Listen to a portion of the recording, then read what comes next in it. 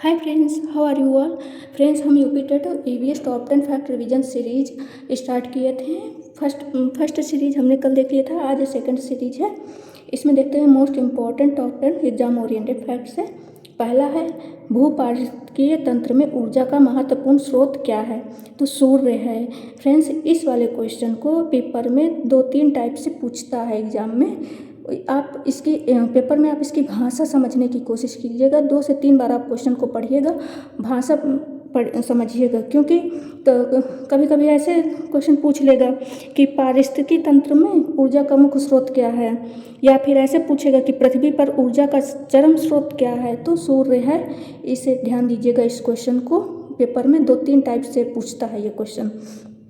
दूसरा है, जब एक जीव लाभ लेता है बगैर दूसरे सहवासी जीव को प्रभावित किए तो क्या कहलाता है? तो सहभोजी। ये क्वेश्चन भी इम्पोर्टेंट है, याद रखिएगा, सहभोजी। सर्वाधिक उत्पादक पारिस्थितिकी तंत्र है उष्णकटिबंधीय वर्षावन।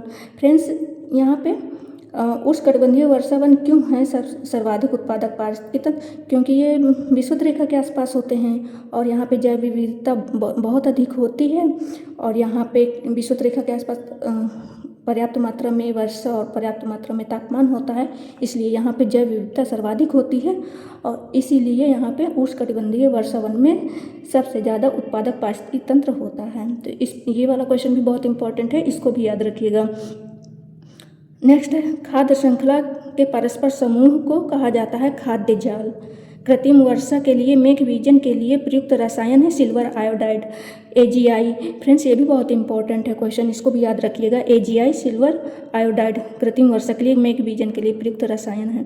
पृथ्वी पर पाया जाने वाला सबसे बड़ा पारिस्थितिकी तंत्र समुद्र है।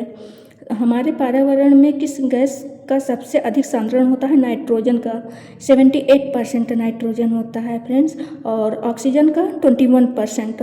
कार्बन का आप बताइए, कमेंट बॉक्स में आप बताइएगा कि कार्बन का कितना परसेंट होता है। ह्यूमस निर्माण में कौन सहायक है? अपघटक। अपघटक कौन होते हैं? कवक और शैवाल।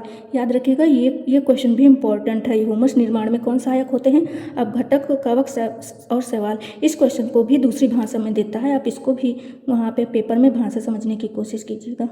2 से 3 बार क्वेश्चन पढ़िएगा। खाद्य श्रृंखला द्वारा घातक रसायनों की निरंतर बढ़ती मात्रा कहलाती है जैव सांद्रण। प्रकृति का मेहतर किसे कहा जाता है? अपघटक, जीवाणु और कवक। ये क्वेश्चन भी इम्पॉर्टेंट है। प्रकृति का मेहतर किसे कहा जाता है? अपघटक को।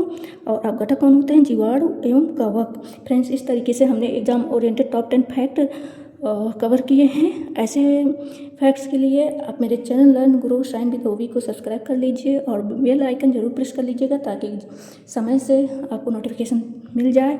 और फ्रेंड्स, आप वन शॉट रिवीजन सीरीज भी देख लीजिएगा, क्योंकि उसमें मैंने थ्योरी पार्ट कराया हुआ है, तो उसमें से आपको मार्क्स गेन करने में सहायक होगी वो one shot revision series. Thank you.